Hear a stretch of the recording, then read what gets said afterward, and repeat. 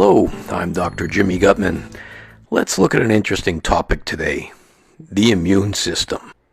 What is the immune system? Well, there's so many definitions, but let's look at a real simple one. Think of your immune system as your body's primary defense system. Now, defense against what? Well, defense from something we call a foreign antigen. Classic examples would be a bacteria, or a fungus, or a virus, or a parasite. All of these are not supposed to be in your body. Now, given that the topic everybody is talking about these days is viral disease, let's take a closer look at my favorite topic, glutathione and viral disease. If you go to PubMed, which is the most reliable source of original research, let's get an idea of how many publications have been posted there on this very subject. If you enter the key terms glutathione and virus into the search engine, you're going to get back somewhere around 3,500 different articles.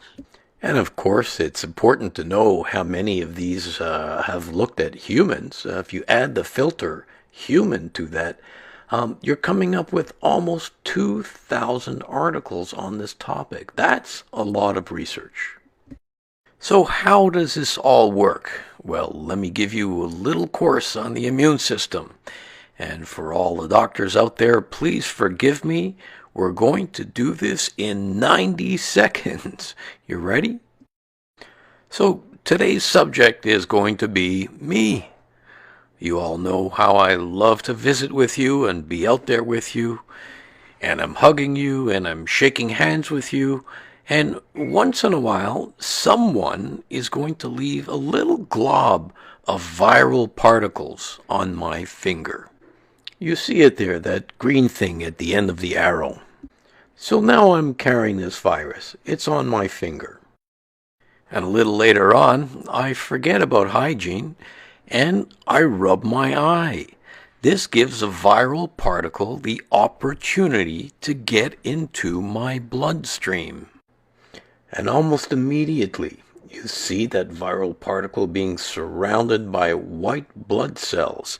These are our frontline soldiers of the immune system, and they're going to try to destroy that viral particle.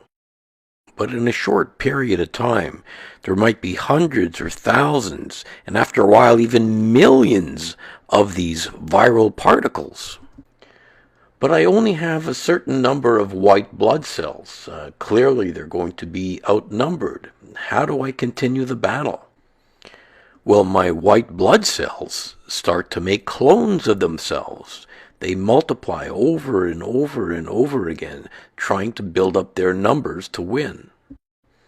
And in their ideal situations, this division can take place 500 times.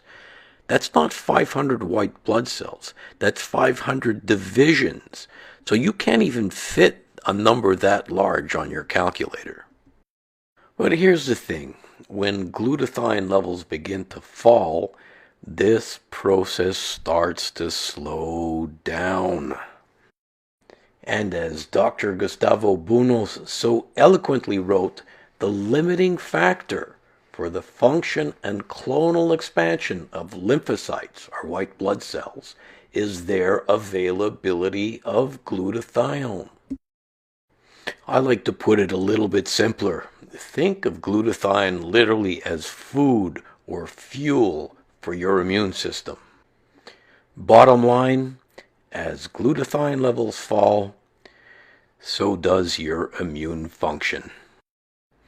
So please, eat well, sleep well, wash your hands regularly, don't touch your face, minimize social habits like kissing and shaking hands, and finally, pay attention to your glutathione levels.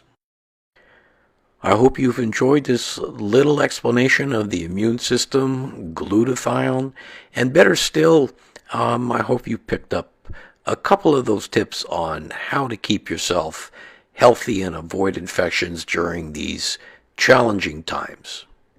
Looking forward to seeing you again soon.